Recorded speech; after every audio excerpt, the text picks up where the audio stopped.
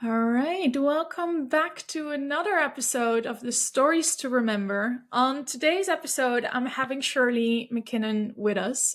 Shirley is a managing director of McKinnon Sales Center with an impressive track record of helping businesses to become extraordinary so that they can make a real difference in people's lives, the community, and our world. And if that's not enough, she is a business growth expert, an experience management coach, sales strategist, and international author. Her expertise in finding the path to double your revenue without increasing the advertising and marketing budget. Shirley, thank you so much for being here with us today. You've been doing what you've been doing for quite some time now. I believe McKinnon Sales Center exists for 30 plus years, if I'm correct. And throughout that time, you've had multiple It's other yes. ventures as well. So I would love to hear, Mm. where did it all begin for you? Where did it all begin for me? Well, it all began for me when I got my first management position. And I was working at a newspaper. I was the first woman manager that they had. And I was a classified advertising manager for two newspapers. You know, the very big broadsheet newspapers. We had one in the morning, the Daily News, and one in the evening, the Taranaki Herald. And I was a classified advertising manager. There was just a couple of problems with that. First one was that the phone room who took the ads, none of them were speaking to each other. So here was this little team sitting at the same console, and one would ask the other to tell someone across the desk or something because she wasn't speaking to her. So I didn't have a good team. They weren't even speaking to each other. The sales reps didn't get commission to sell into my pages. So why would they? They were just selling into the rest of the newspaper where they got commission for. And their union had told me I wasn't allowed to give them any sales training because they were in the printers union. Now, I was expected to grow the classifieds. And I looked around the newspaper to see if I could find a mentor or a role model I could follow. And all the managers there, their main goal, it sounds so funny today, their main goal was to join the 25-year club. That meant that once they'd been a manager for 25 years, they got taken out for dinner once a month. So I had no one to learn from. And so what I did was I called all the team together. I paid them overtime. I brought them into the boardroom. I had a great training tool, which was a cask of wine. And because I didn't know how to solve some of the problems we had, I gave them one of the problems to solve. That was a problem that we had within the department. And they looked at me and they said, "Really?" And I said, "Yeah." And they said, "You don't know how to fix that?" And I went, "No, do you?" They said, "Yep, we know how to fix that." And I said, "Well, why haven't you told anybody?" And they said, "Because no one's asked us." So immediately we got this solution. So then after that, I then brought out a problem that was an industry problem. No one had worked out how to solve this. And they completely forgot they weren't speaking to each other. They started brainstorming. They came up with ideas. They were coming up with different solutions. And when it got to 6 o'clock, I wound up the meeting. And when it got to 6:15, I wound up the meeting. And at 6:30, I just kicked them all out because they were just so caught up with the energy and excitement of brainstorming that so I kicked them all out. But the next morning, I had a stream of them coming into the office saying, "Look, I thought about this overnight. I've got this idea." And all these suggestions we had. And I realized that so many times management thinks managers have to solve all the problems. And yet your team are the ones who are dealing with the customers. They know what customers like. They know what customers don't like. Oh, and by the way, in the middle of that session, we did some customer service training, not sales training, customer service training, so that they could learn to take longer ads so the ads would work for the customers. So that was the first time where I had seen the power of a team. When they had been focused and motivated, they were really excited. And then after that, I saw how innovative they became. I saw how enthusiastic they were, and they were all working on one thing, and it just tied them really tight. And that was the first time I saw the transformation of a team by using the team to solve problems and to grow. That's where it started. And I've been teaching my clients and doing further experiments in all my own businesses ever since. Wow. So how did you, because that was your first experience within that business, Yeah. but how did you eventually change that into, okay, I'm going to do this full time and I'm going to help other organizations with this type of problems or helping them to really improve their business as such? So that was when I lived in New Zealand, and then we moved to Australia. And when I moved to Australia, I went to work for some management consultants, and they taught us coaching skills. And I saw the difference between doing training and doing coaching. Coaching is laser focused to just what that person needs. And so sometimes you solve a problem that the person doesn't even know they have that problem. And so I learnt those skills. And the company I was working for, what they wanted you to do was to sell packages. So I would sell a package of 6 coaching sessions. However, I found I could solve the problem within 1 to 2 coaching sessions. And they went, well, then look for another problem. But that's not right for me. That's not the ethical thing to do.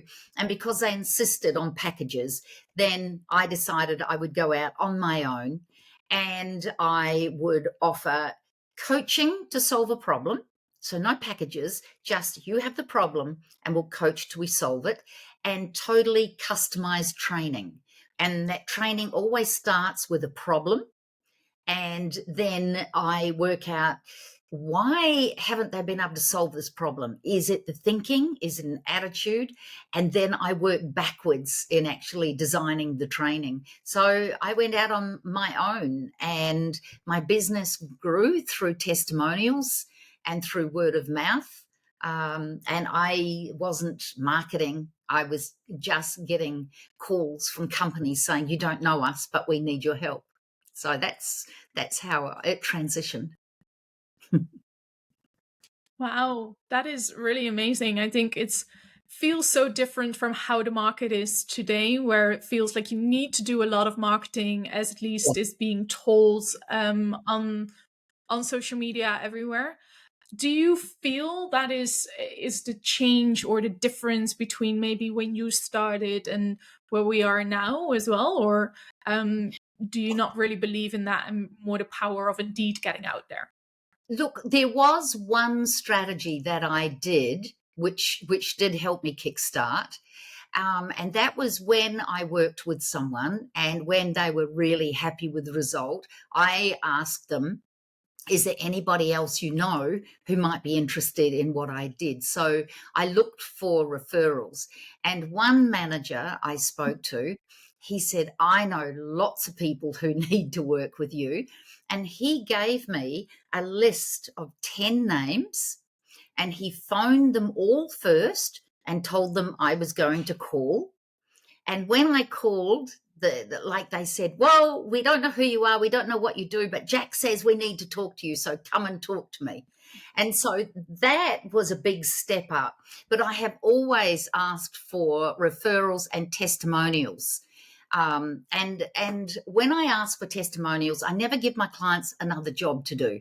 If you just say, I want a testimonial, that's another job on their to-do list, and I don't do that. So I say to them, if you like, you just tell me what you like about the coaching, and then I'll put it in writing and email it to you, and you can edit it, so that then all I've got to do is read it. Quite often they make it even better when they get it, but I never ask them to do it from scratch, because you've just given them another job to do. So I think there are some skills in asking for referrals and asking for testimonials that you can get people very willing to do them, as long as you're not giving them another job to do. So that's always worked for me No. as well.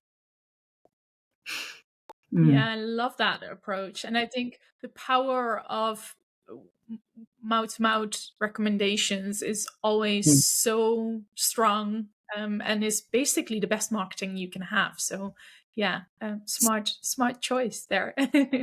So, well, and let me add another thing that I teach my clients to do, because this is something that not many people do either. I recommend to all my clients that they market to their existing clients.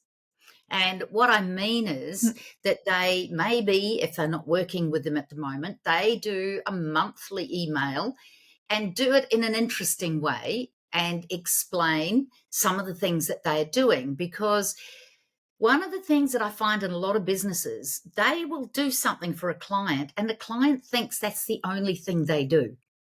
But then you may have all these other services and they may be totally unaware of them.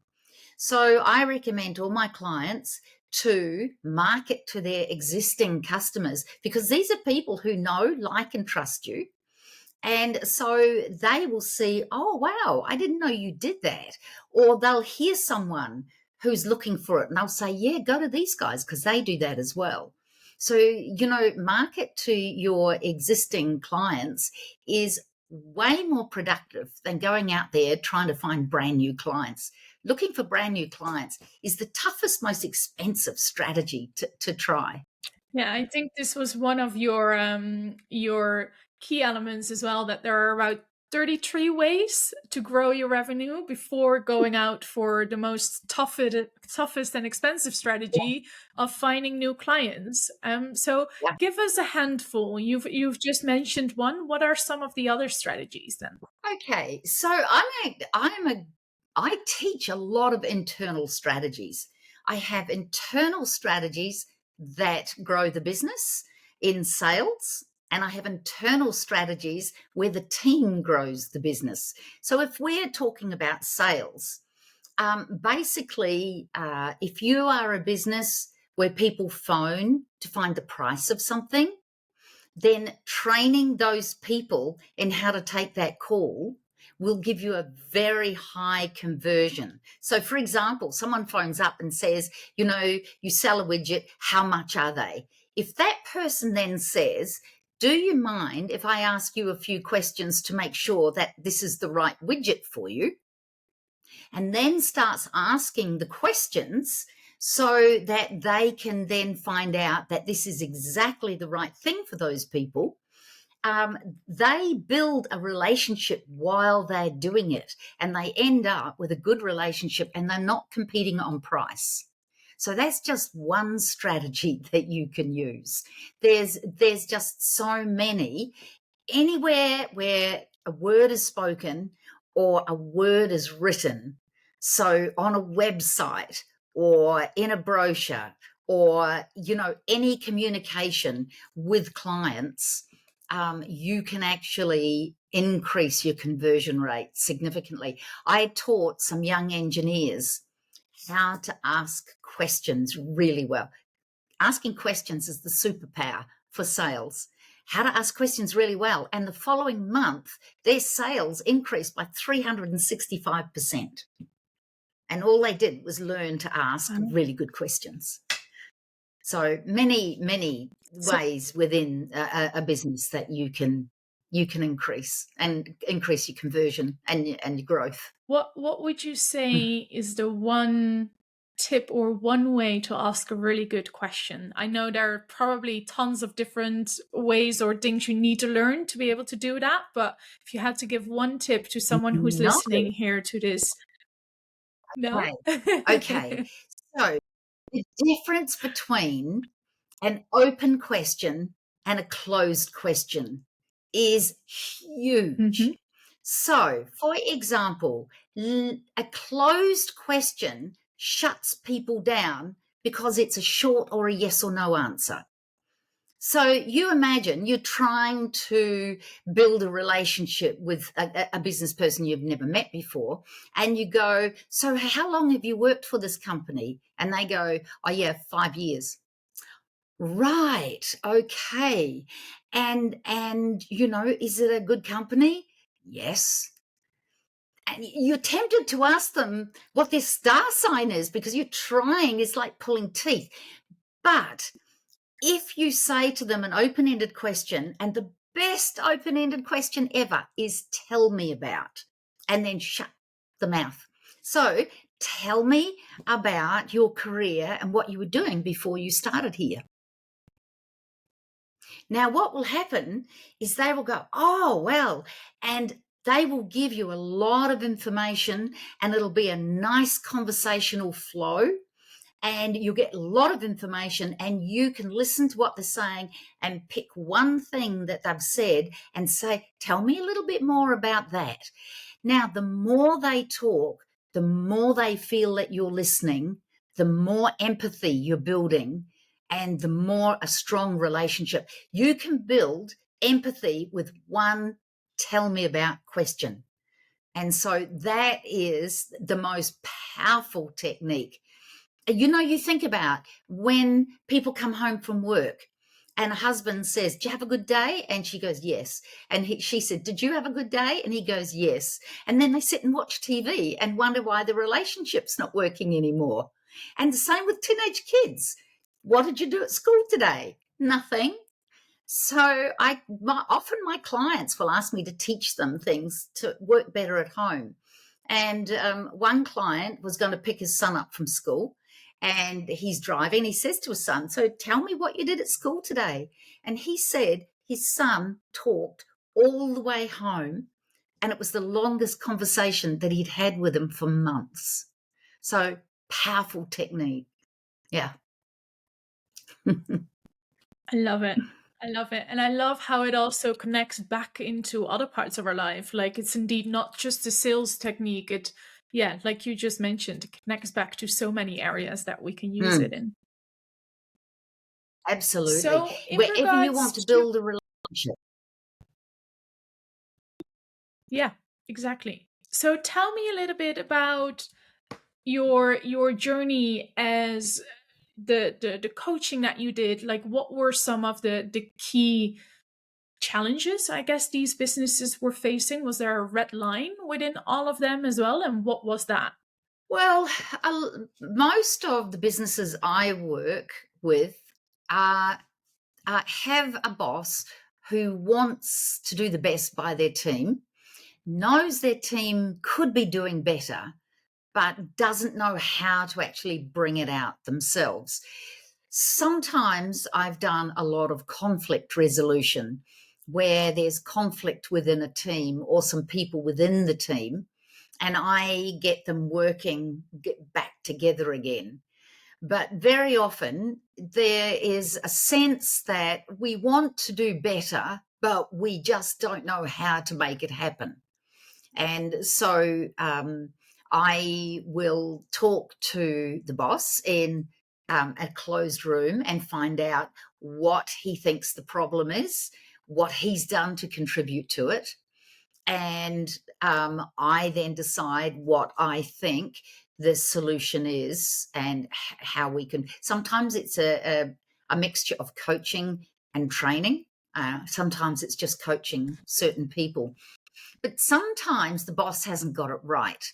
So I was asked to come and do a session with the team, and the boss told me what he thought the problem was. And I thought that doesn't make any sense. And I got a chair and I sat it down facing all the team. And then I asked the boss to leave the room. And then I said to them, What he tells me the problem is doesn't make any sense to me at all. I want you all to tell me what the real problem is. And they all started talking and telling me everything. And it was a completely different problem. So once I knew what the problem was and I had it in my mind, how we went about it, I asked him to come back into the room again and then told him what we were going to work on. So it's not, this is why often when I'm doing training, I will do telephone interviews with 3 or 4 people in the team. And I'm doing that for several reasons. One is so that they can contribute towards the training. I'm also getting their language because I work across so many industries, and each industry has its own language. And if you don't speak their language, they don't think you know what you're talking about. And also to identify any resistance I have to get past to do the training. So it's all very much listening to what people are saying, and the boss often doesn't have it exactly right. So, what do you do in those moments that the boss might not get it right? What would be the next step for you to then go with? To go and do a few interviews, but I would keep asking him questions and get him thinking about it, and asking him, well, if this is the case, what would those consequences be? And usually we get to a point where they look at me and they say, no, this is not right, is it? And I go, no, because when you're coaching, you get into a very honest space. And I usually see a side of people that other people don't see because they become very open and very vulnerable. And so, with coaching, you are asking questions. I've been seeing some people who think they're coaching and they are giving advice. Coaches don't give advice, coaches ask you questions till you find the answers you know are correct. And coaches are watching you very closely to see how you are reacting, because they'll pick up. One of the typical things is, especially if someone doesn't realize that they've got a different problem, you'll ask them a question and they'll veer away from it and talk about something else. And you bring them back and ask them that question again, and they'll look a little bit uncomfortable, and as soon as you see that, you know you've got the right thing. So coaching is very different from what a lot of people think it is. Usually I can get from the boss what they think, or if they are a very logical person like an engineer, then no, it won't make any sense to them whatsoever. So I'll just go straight to the team and do some interviews, and they're really willing to be open to find out what the problem is. So yeah, it's fascinating. Yeah.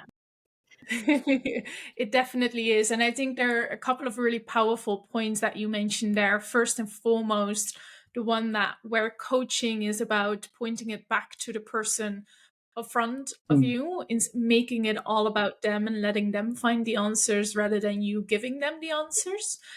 Which, yeah, yes, I find very, very powerful, and something that we should definitely make more aware of, that that's what coaching is about. And the yes, other part that you mentioned that we discussed before as well is talking the language of the mm, person that you're speaking to and learning that language. And it's part of really getting to yes, know your audience as such. And we yeah, spoke about it before, how you use that working with a male dominated business, for example, and especially as a female standing in front of a group of males can be sometimes quite challenging to connect with. So would you mind sharing a little bit how you go about making that connection and how you really learn their language? okay, so I'll give you an example because I think this is a great example. I was called in to do some training with some supervisors who worked out on the oil rigs. And what had happened is the company had given them a full day's training on doing appraisals. and they'd paid very expensive training for these full day appraisals. And what happened was they didn't follow it. It didn't make any difference to the way that they were doing their appraisals. So I was called in, and I always go, so what's the problem? Why aren't they doing it? What is stopping them from being up? Because they've been given the skills. What is stopping them? So I did some interviews. And in one instance, one of the guys said to me, the guys on the beach don't understand what it's like being out on the rig. Well, there's two things there. The first question was, who are the guys on the beach? He said, oh, that's what we call head office. And I said, so what do you mean what it's like on the rig? And he said, you are living on the rig with these people that you are supposed to do an appraisal with. You have to live with them. And he said, pooping in your own nest if you're not nice to them. So suddenly I saw, okay, they didn't know how to do difficult conversations in a way that didn't leave the person feeling bad. And that was the problem. So when I opened the workshop, I said to them that we were going to talk about difficult conversations.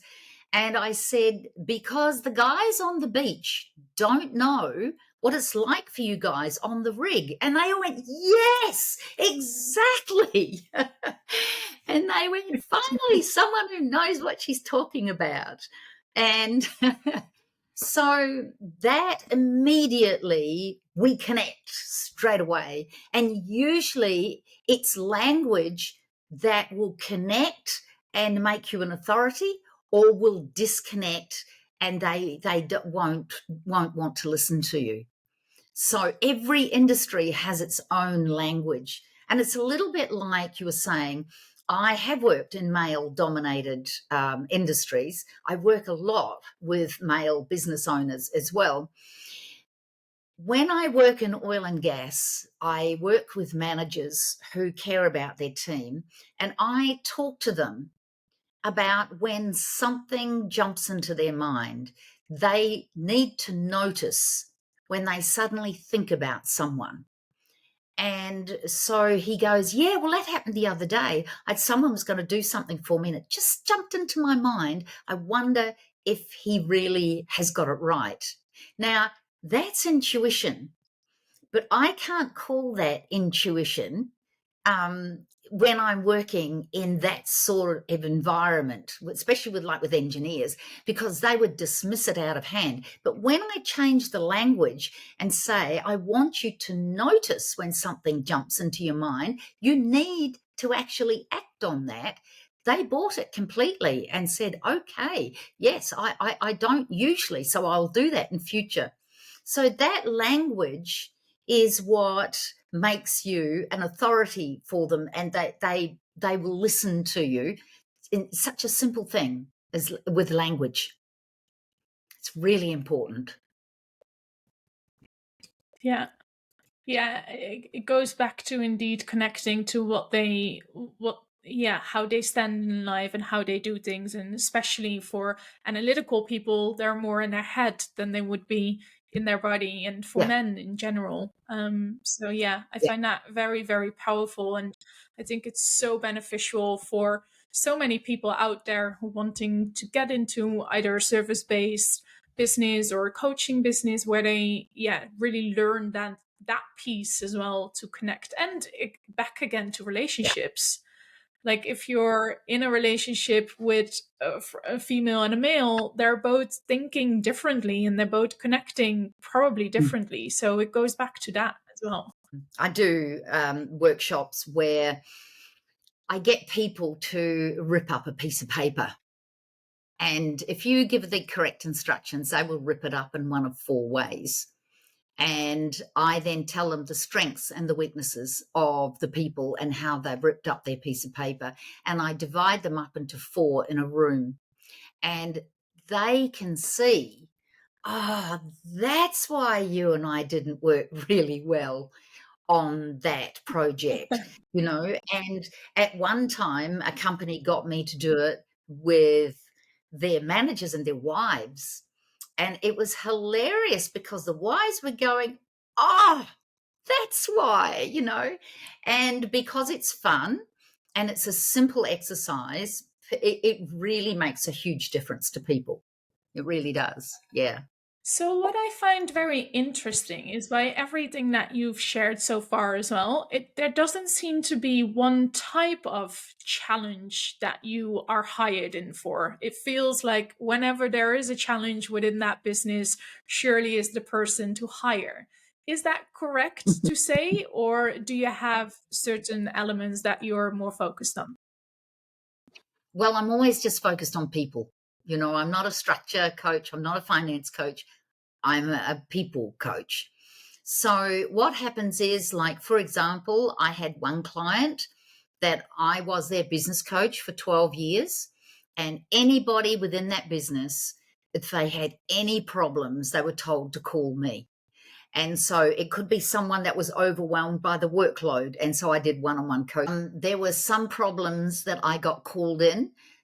They were not the sort of thing I do. So they would say, "Can you recommend someone because you know us? Can you find us someone that can do that for us?" So they would often call me and they say, "Look, we don't know if this is your thing, but can you come and talk to us? We've got a problem." So it was always some problem. One company that called me in had been trying to resolve some conflict they had between the board member and a CEO for 3 years, and they had not been able to resolve it. And I went in and did some work there, and within 3 weeks, we had them both working together again, and the team actually starting to all work together again. So it's usually a problem, and my clients, when they hear someone with a problem, they say, "Just give Shirley a call." So it's and sometimes the number of times I've sat with someone and they have said, "Look, I don't know if you can help me, and I don't even know why I'm talking to you, but I have this problem." And even just being able to express it in front of someone who's giving you their total attention, who's not judging, who's not critical, who's not agreeing or disagreeing, who is absolutely allowing you, it's like giving them air to talk it through and think it through. And then maybe there's a process I can take them through that will absolutely clarify for them where they're at. So that's one of my clients said to me once. He was managing director. He said, "Everybody that comes out of one of your coaching session comes out so motivated." And that's because they're getting total attention, no judgment, no Chris. This is their session, and they can say and do what they like and express what they like with no condemnation, and just someone who stays in coaching mode. So it's a motivating experience for just about all people. I don't know anybody that's come out of a coaching session not feeling good about the coaching. So, yeah. Has that always been your power? Like sometimes you hear that people from an early or young age onwards have already been that person where everyone kind of goes to when they have any questions or when they're having problems. Is that something with you as well, where you've had that throughout your life in general, and that it automatically was kind of inevitable that you became a coach and yeah, started that journey in a more professional way? Look, I think there's two parts of an answer to that. First of all, I had a very disruptive teenage daughter. And I had an agreement with her that if I would do something for her, she would go to counseling. And so this happened, and I took her along to counseling, and the counselor said, "Do you want your mum to stay, or would you like her to leave the room?" She says, "No, mum can stay." And this counselor started asking her questions. And then I would go, "Okay, so this is going to be the next question." And it never was. And I started to listen how this woman was asking questions, and she was following my daughter's thinking. And I could never guess what the next question was. And I just found it totally fascinating because my daughter felt totally safe. She opened up. She became absolutely honest. She shared things that she would not normally. And I realized that this process of questioning was allowing her to open and feel safe and reveal her true self. And I just thought, I had never seen anyone do that before. So that was the first time I realized there was a different way of doing things. Then, when I got into management, I've always found people interesting. Why do they do what they do? Why are they reacting the way they are? What's happened to them that they're so angry? And so in my management roles, I was always given the difficult people to look after. And I think because I was so fascinated by, some people, things had gone wrong. In newspapers, we say doctors bury their mistakes, but newspapers publish theirs. And when something goes wrong, it's published. And believe me, you can get some very angry advertisers.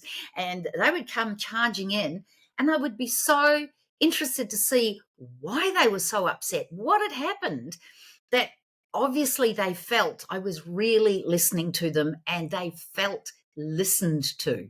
And that's another powerful thing.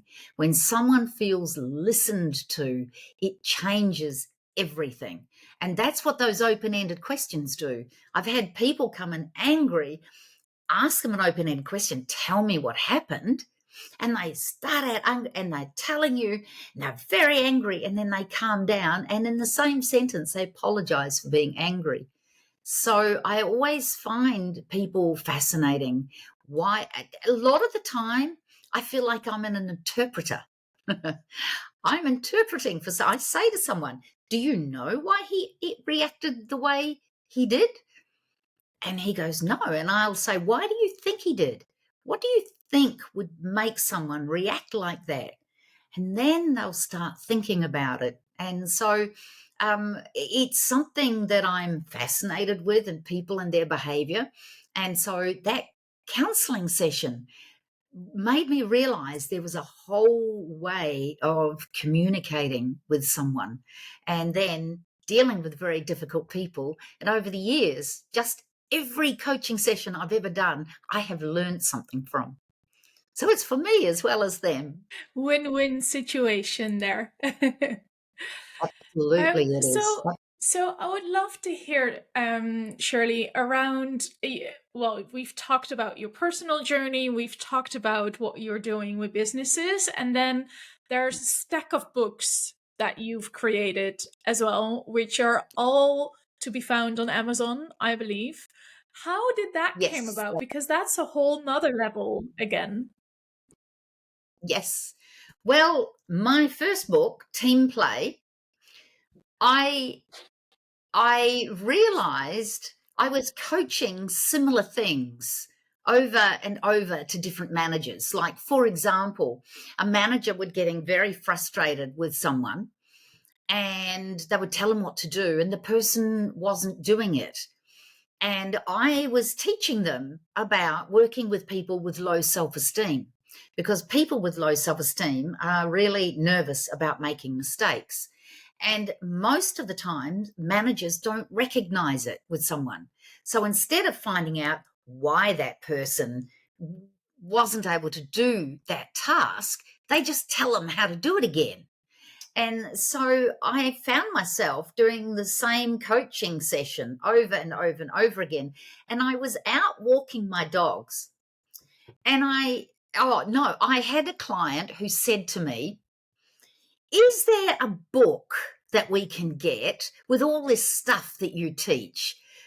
And I said, "Well, no, because I get my techniques from all over the place." And then I thought, but I could put one together. So I took my dogs for a walk, And I was down at walking the dogs, and I thought, oh my goodness, I could do coaching on self-esteem. I could do, the differences between people. And I thought, and I just had, like, there are all the chapters right there, just all these coaching sessions that I was doing over and over again. And I stopped and I thought, I can do this. And I looked up, and there were two rainbows in front of me, two of them. And I just walked straight through, took the dogs home, got into my office, sat down, and started writing. So the first book was Team Play, Strategies for Successful People Management. And that's how to get the best out of your team and yourself. And the interesting thing about this book is that we were approached by some people in Korea, and it got published in Korean. which Wow, is that's amazing. which is really random. But I found out that a lot of people, business people in South Korea, actually go and do BMAs in different countries, and team play was used at one university for that course. So the MBAs, I mean, for the Master of Business, and that was one of the books they used for the course. So that's how that one came about. And then the next one that came about, I was working with sales teams, and I had exercises for them to do where they had to sell an item, and they had to do good questioning techniques and then be able to present the price to the client and close the sales. Now, most people were very comfortable doing that. Then I gave them an exercise to do where they were not given the price of the item, and it was a car from, I don't know, the 1960s.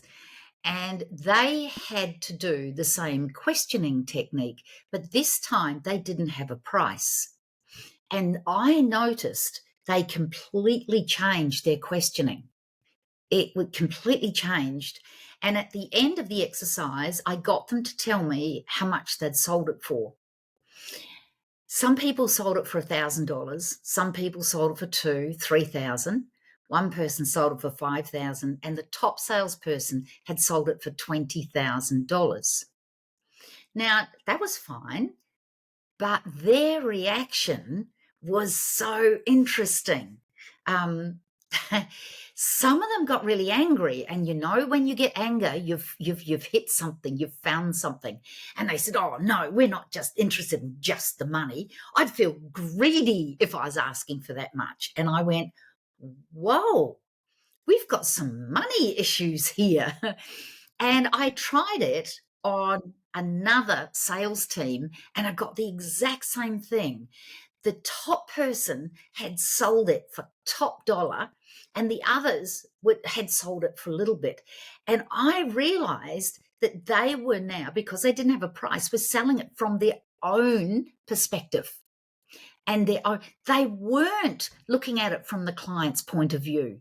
They weren't looking to see how much would the client value this, even though we'd given them the little clue that this person buying the car was a collector. There was a little clue right there.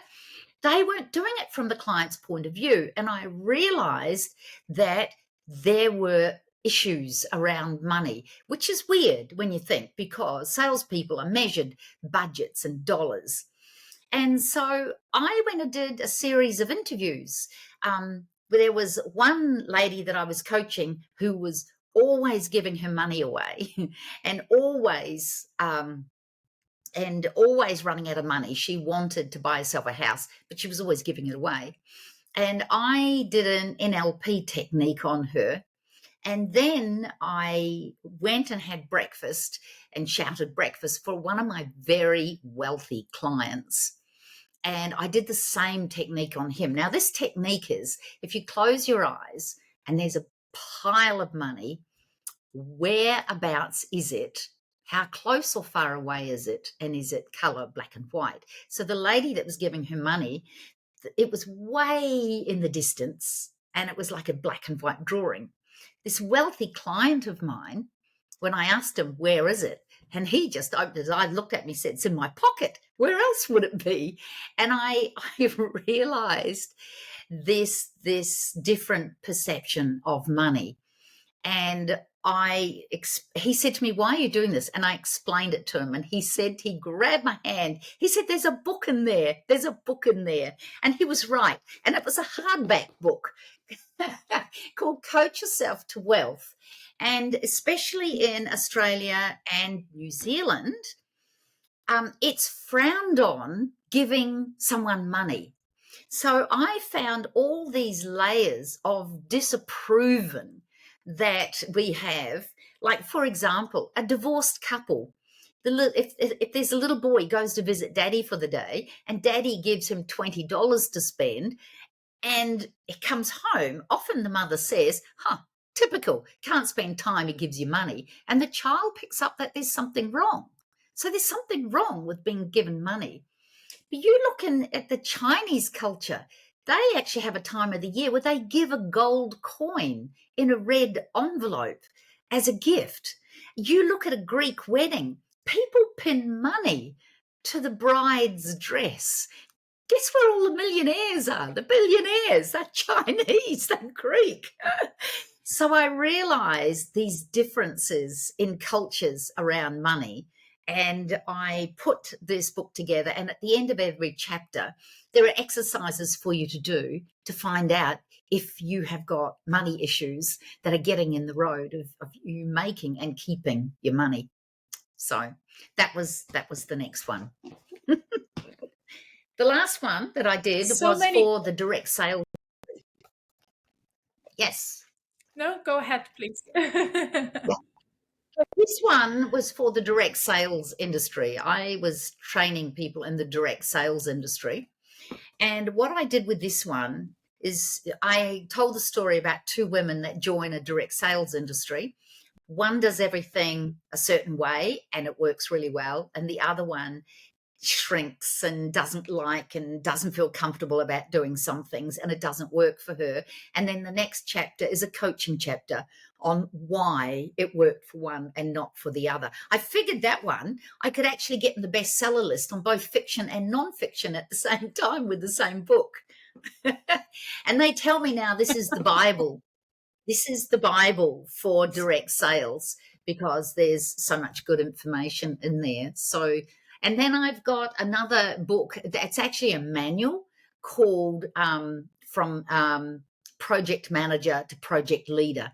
And it's all about how to manage your team on a project so that they all stay for the life of the project and how to work with them under pressure, because a lot of projects are very much under pressure. So that's my little stack of my published books. I also have some mysteries that haven't been published, but watch this space. How have you found it writing your books? Because it's quite a journey to be on as well. People say quite often that it's pretty challenging to write a book because it's a long sit as such. How have you found that? Yeah. Well, the first thing that I had to do was allocate time. You know, people say, I haven't got time to write a book. You haven't got time to do anything. You have to make time. So I would book some time in my diary during the week and time in the weekend. So time out of my business and time out of my personal time. And I would book in time, and that's when I would do my writing. My husband also very often is away a lot, or when he's home, he's out a lot in the evenings. And yay, I can get in and do some more writing there. I think it's really important to know that you have to just sit down and lay out the story. If you are doing a nonfiction, then you plan your chapters first, but you just write it. because what stops a lot of people is they write something and they go, oh no, that's the wrong wording. And that's editing. That's a different part of the brain. And that's, you lose your flow and your writing becomes very wooden. So to actually just sit and do a brain dump, get it out, and then when you come back a little bit later, you then can edit and you can see all the things that are wrong with it. And then when you've finished the book, the first thing that you want to do is, yay, go looking for a publisher. No, no, no, no. You must put it to one side for at least a month, because when you go back, you are now out of that book and you can really spot the flaws in it. So yeah, it is a process, but I love writing, and I get totally lost in the world of it. And but a lot of people don't have the discipline, or they wait until they've got time to do it. It doesn't work that way. And then other people say, oh, well, I've got to wait till I'm in the right mood. No, you've got to learn to be able to sit down and somehow get yourself into the right mood and write. Even Charles Dickens, he allocated time to write, and he sat there and he said some days he would just look out the window because he just couldn't quite get everything together, but he still sat there to get himself into the process. So it's very much for me a planned and organized process, and it does take a while. It does. This disturbs me, people saying at the moment, I'll teach you to write a book in 4 weeks, or we'll get AI to write a book for you. That's not your book. And if you're doing it in a rush, you're not going to write the best book you possibly can. You know, it disturbs me when I see all these promises out there on helping people write a book super fast. I totally agree with you. I think it's in every area of our life currently. If you want to lose weight, lose it within 4 weeks. If you want to start a business, get it done within a month. It's yeah. But that's a whole other topic. In regards to, you mentioned like sit yourself down and learn how to get in the mood. What are some techniques that you do? Because I think it's applicable for so many things in our life where we're waiting for that right time, or we're waiting to feel like, okay, now is the moment we need to get into. Whereas sometimes it's indeed just sitting yourself down and get it done. So what are tips or tricks that you might have for people that are in a similar situation? Well, when it comes to writing, there's actually one trick you can do that makes it easy to get started. And that is you don't want to have a great chunk of time between when you sit down and you write again.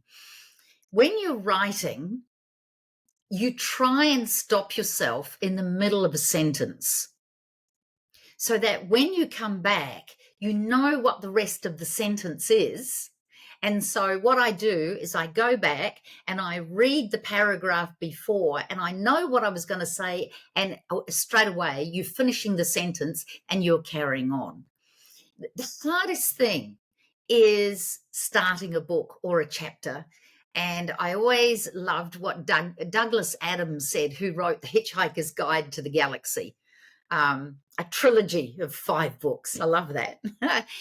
He said, writing a book is easy. You sit down and you look at a blank piece of paper until your forehead bleeds. You can't edit. You can't edit a blank piece of paper. So what you want to do is you want to somehow get started and just start. And get started and just do a brain dump, get it out. And some days it's going to be terrible that you're going to have to fix it and edit it. And other days you go, oh, wow, was that me? Did I write that? And I often find when I'm writing novels, the actual start of my book is halfway through my first chapter. So, the perfect thing. And this is everything we do. Your first attempt is never going to be the perfect thing that's ready to show people. It could be your third, fourth, fifth, sixth attempt until it's finally good enough to tell people or show people or get started or whatever. It's your resilience and your willingness to keep trying to get it to the point where it's good enough, that I think is really important and really vastly underrated. And a lot of people give it a try and then give up. But I know one writer, she did her first paragraph, and she's a top award-winning writer. In one book, she rewrote that first paragraph 17 times. So people think, you just sit down and write it and it comes out like a book. No, it doesn't. It's a mess. It's terrible. It's got to be fixed and changed. So I think that's an important thing to understand. Your first attempt is usually never the one that's the end result. And that's even in business. you know it's you've got a lot of work to do to get things until you find your right formula. I read a quote the other day on social media about that top athletes also weren't top athletes when they started. Like they had to be training and practicing and being taught and make mistakes and start again, and they have to continue to go over and over it. So it's, yeah, stop comparing yourself to someone's step 10 when you're in step 0, and just get started and Absolutely. practice, and you will learn as you go. You know what I have written down here? Let me tell you. Theory may raise people's hopes, but practice raises their income. Amateurs practice until they get it right. Professionals practice until they can't get it wrong. So I love that. you have to mentally be prepared to put in the work. But the thing that what people underestimate also is whenever you sit down to write a new book, you might have 3 or 4 books out, but immediately the doubts start. Can I do this? Am I going to know will it work for me again? And again, this is this resilience, this ability to, okay, I'm going to brain dump and see what happens, to go ahead. Look, I had an interesting thing happen when I was writing my first couple of novels. And what you do with a novel is you throw all these problems at your characters until, they are really stuck in a terrible place. And then I stopped and I thought, oh my gosh, and it stopped me completely. And so I was walking around and I was thinking about, and I could not work it out. And what I found was, when I sat down and carried on writing, they worked out how to get themselves out themselves. And I just had to go along with them to see how they did it. So you mustn't let anything stop you. You just keep going, because there's often surprises in store. Do you use that in your own life as well? I try to. I try to. It's very hard sometimes not to get discouraged. This is the thing. There's a saying. There's a saying that says, "It's not how far you fall that matters. It's how high you bounce." And so I am someone who says, look, if this didn't work for me, then what have I got to learn from this? I need to learn from this because there's something there that I missed or I didn't know, and then decide, am I going to go again? Is it that important to me that I'm going to try again? And you have to put ego to one side, and you have to put your doubts to one side, and you have to trust, and you have to believe in yourself. And those are a big ask, because a lot of people don't believe in themselves or trust themselves. So I get knocked back just as much as anybody else. But again, I have been in sales for a long time as well. And you do get knocked back. And then you have to find the humor in it, or you have to find the lesson in it, or you have to think, how would I handle that differently next time? And then you got to turn and say, next, let's move on to the next one. So, yeah, and I think some of these skills are what is lacking today in people who suffer from anxiety and people who suffer from self and don't know how to get back into the game again. And so learning these skills of resilience and learning how to very consciously control your thinking. So, for example, let me give you an example because this is a great example. There's a thing called a thought ladder. And you might say, and so popular self development would say, okay, just say, I am a best selling author. And your brain goes, no, you're not. What rubbish. You haven't even written a book. So you've got to start up a ladder and you've got to say, well, some people out there have written best selling books. And your brain goes, yeah, well, that's true. And then the next rung is, well, maybe I could write a book. And the brain goes, well, yeah, maybe you can.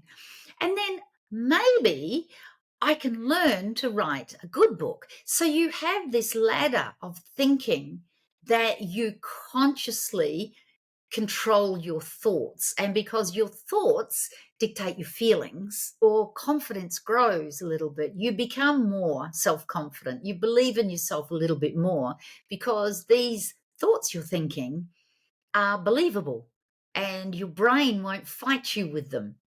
So I think that, it seems to me so many young people suffering from anxiety. I think it's that Instagram perfection that they think everyone's doing it effortlessly. And it's simply not true. Even the people who are doing really well have come through all their own challenges. They say it takes 10 years to be an overnight success. People forget that. So I think there's some important self work that you have to do when you want to achieve something. I love every single word of what you just said. So thank you so much for sharing that. And it kind of leaves me to wanting to slowly start closing it out because that's such a high note that I want people to really hear that and to go back and re-listen to it again so that they really start empowering them in that way as well. If any Mm. of our listeners want to work with you, which by no doubt some of them definitely will by everything you've shared with us today, all of your knowledge and wisdom, where can they learn about you? Where can they learn about your services? How can they find you? Well, the easiest way is my email is shirley@shirleymckinnon.com. Is the easiest way. I'm on LinkedIn. I'm on Facebook. I do have a website, www.shirleymckinnon.com. And any emails or anything from the website comes straight to me. I don't have people checking my emails or anything. It comes straight to me. So any inquiries, and I'm always happy to set up a call to talk to someone with an issue to see, can I help? Are we a good fit? And if we're not a good fit, then I will give some coaching on the spot to help them so they've got some solutions to take away with them when they go, even if we're not going to work together. So yeah, that's the best way to get hold of me. Awesome. Well, thank you very much, Shirley. I will make sure to link those links below as well. So for anyone wanting to reach out, they can just go into the description and find Shirley there. And thank you so much for being on with me. You're very welcome. Thank you so much for having me here. It's been so much fun. Yes, yes, it definitely is. Wrap up another episode on the Stories to Remember podcast. I want to thank you for being a part of our community. It's your support and engagement that keeps me going. I would also like to request a small favor. If you found value in this episode and enjoyed our podcast so far, I kindly ask you to subscribe. Your subscription not only means the world to me, but also helps me to expand the reach, connect with more incredible guests, and continue sharing inspiring stories. Furthermore, your engagement and feedback are invaluable to us, so please do share your thoughts on the podcast. For now, once again, thank you so much for tuning in. Stay inspired, stay motivated, and I can't wait to have you with us next time. See you then.